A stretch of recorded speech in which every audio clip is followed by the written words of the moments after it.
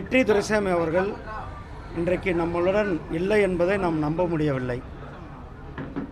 ஆனால் ஒரு வெற்றி துரைசாமி இழந்தாலும் கூட அண்ணன் அவர்களுடைய தைரியம், பல ஆயிரம் வெற்றி துரைசாமிகளை நாம் உருவாக்கி இருக்கிறோம் என்ற அந்த ஒரு தைரியம், அந்த ஒரு செய்தி அன்னார் அவர்களுக்கு, வெற்றி துரைசாமிக்கு என்னுடைய ஆழ்ந்த இரங்கலை பதிவு செய்தவுடன், வெற்றி துரைசாமி என் கூட காலேஜில் நான் வந்து லா காலேஜில் 2வது வருஷம் படிக்கும்போது எங்களுக்கு ஜூனியர்.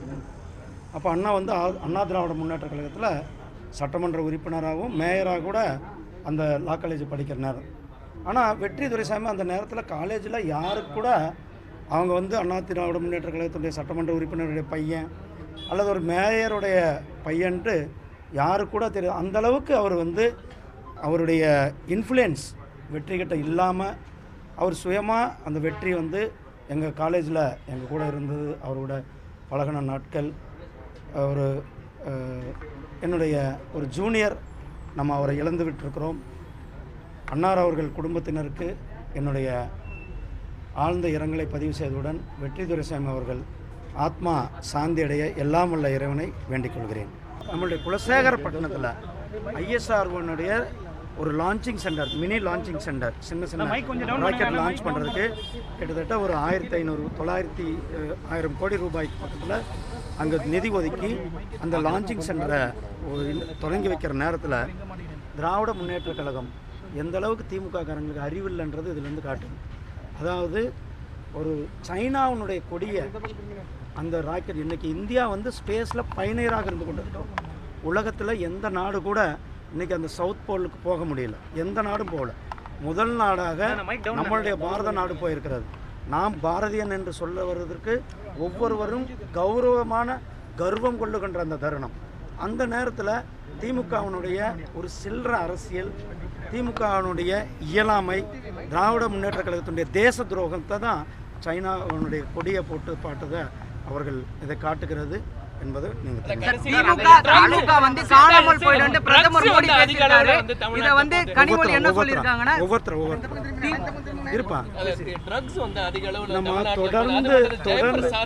தொடர்ந்து பாரதிய ஜனதா கட்சி தமிழகத்தில் கிராமம் மூளை முடுக்கெல்லாம் ட்ரக்ஸ் பரவி இருக்கிறது.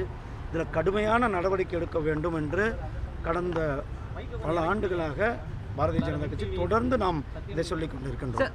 ஆனால் திராவிட முன்னேற்ற கழகம் அதை கண்டுகொள்ளாமல் திராவிட முன்னேற்ற கழகத்தை சேர்ந்த நிர்வாகியே அதை கடத்தியிருக்கிறது. கிட்டத்தட்ட முன்னாடி 2000 கோடினாங்க, 3000 கோடினாங்க, 4000 இப்போ 20000 கோடின்றாங்க. இப்போ திராவிட முன்னேற்ற கழகத்துக்கு சேர்ந்த இடங்களை ஜாஃபர் சாதிக் ஆகட்டும், அவர்கள் சம்பந்தமான இடங்களை இன்னும் சோதனைகள் செய்து கொண்டிருக்கிறார்கள் NCR. அப்போ இன்னும் அந்த சோதனையெல்லாம் செய்யும்போது இன்னும் எவ்வளவு திடுக்கிடும் தகவல்லாம் வருவதற்கு இருக்கு. எல்லையில் பேசிய பிரதமர் மோடி மேடையில் என்ன சொன்னா, திமுக காணாமல் போயிடும், அதை தேடக்கூடிய நிலையில தான் இன்னும் நாட்கள் இருக்கும். ஆனால் கனிமொழி என்ன சொல்லியிருக்காங்க, திமுக பற்றி பேசினவங்க எல்லாம் காணாமல் போயிட்டாங்க. ஆனால் முதல்வர் என்ன சொல்றாருன்னா, திமுக பற்றி பேச அருகதையே இல்லைன்ட்டு சொல்லியிருக்காரு. இன்றைக்கு 3வது முறையாக 400க்கும் மேற்பட்ட தொகுதிகளில் பிரதமர் அவர்கள், மரியாதைக்குரிய திரு நரேந்திர மோடிஜி அவர்கள் 3வது முறையாக ஹாட்ரிக் வெற்றியை பெற்று 400க்கும் மேற்பட்ட தொகுதிகளில் வெற்றி பெற்று 3வது முறையாக ஆட்சி அமைப்பது நிச்சயிக்கப்பட்ட ஒன்று. ஏதாவது SC/ST ஹாஸ்டல் போய் பார்த்துருக்கீங்களா? ஸ்டாலினை போய் பார்த்துருக்காரா? ஏதாவது ஒரு SC/ST ஹாஸ்டல்? உதயநிதி ஸ்டாலின் ஏதாவது ஒரு SC/ST ஹாஸ்டல் எப்படின்னு பார்த்துருக்காரா?